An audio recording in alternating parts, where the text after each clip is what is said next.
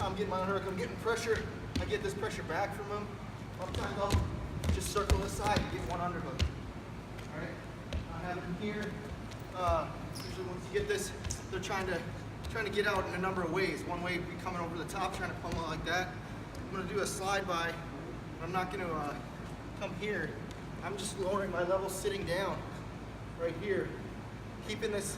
I reach to grab that far hip, pull this in extremely tight, and this other hand is forcing him down with my forearm and elbow here. You can barely breathe, can't You fold him up and crunch him. The way Andy does that, he puts so much pressure on you, you hardly breathe. Well, he's trying to pummel in.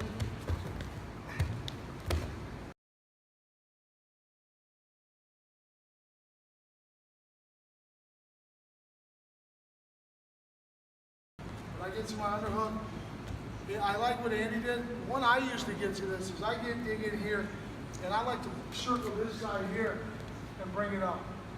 Bring it up to. So when I'm into my underhook and he goes to pummel out, as I keep my head into him. And again, I focus on those two things we're talking about, heel line, toe line. So when I get to my underhook, off my contact here, and he starts to circle out, just circle it like you want. You're trying to clear out. Put your hips up down there, do something totally different. Do what you did there where you tried to circle out. Pummel over the top. Yeah. Pummel over the top. Because we're gonna cover different stuff if you react.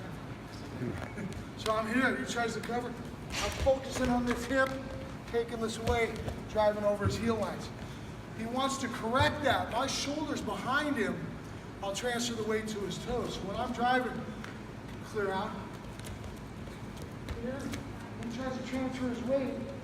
I can short it down with the shoulder, and I'll usually got him on the way down.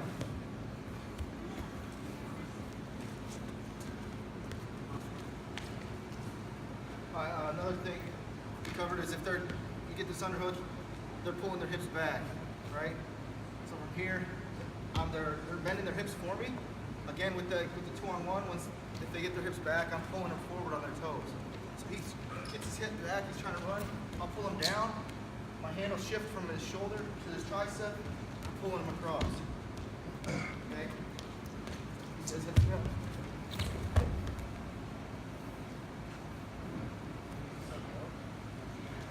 You want to go ahead and show this far side when he puts a shoulder across your body too, the other drag? Yeah, I can. So if I get another thing they'll do, you get this underhook, they'll really turn into that and get the shoulder here, right? He does that, I'm letting go of the underhook, coming up, drag. Okay? Turning in here, releasing, coming up to that other arm, dragging. Okay? And then we pointed out being low on them. When you land on the drag, you want to be up high. As soon as we covered that, these guys did a much better job of finishing it. But look what happens when Andy goes high, how you're going to roll him. And we had some athletes that were having some trouble with this. They drove through and they stayed high. And as soon as we pointed this out, they made very quick adjustments and started lowering their level. And sagging on those hips.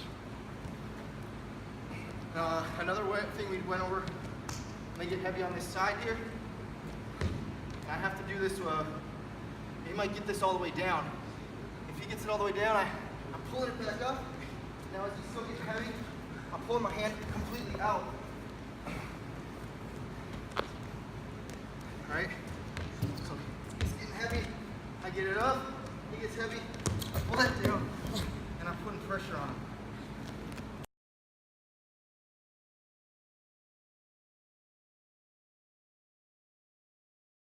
And one thing I started doing with these athletes, because they were moving their feet very slowly. They were stepping, trying to get around like this, and yeah, but the opponent kept facing them. So I needed to speed that up. So what we had, we gave them a drill. Put your hands down. We gave them this drill where we just stepped outside and we used this back step to get this hip to him.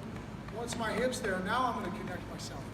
But what we see with young athletes is they want to grab and they want to connect their hands. So as soon as they stay there, angle, as soon as they make this angle, they want to reach. Instead of bringing their body close first, then connecting their hands. And then the other problem we had was guys were going over arms. So I get my nice underhook, and he starts getting heavy. I lift it again, and I go around it. Okay, and we had guys reaching here to lock. Right here is a pretty dangerous position because he's got a desperation arm throw right here, which he didn't have to do, but we knew what it was. Or he's just going to dig his underhook and face me, and he's back into my body. So if I make this beautiful angle right here, and I go here, he's going to face me, and he's already into my body, and he's going to try to body lock me.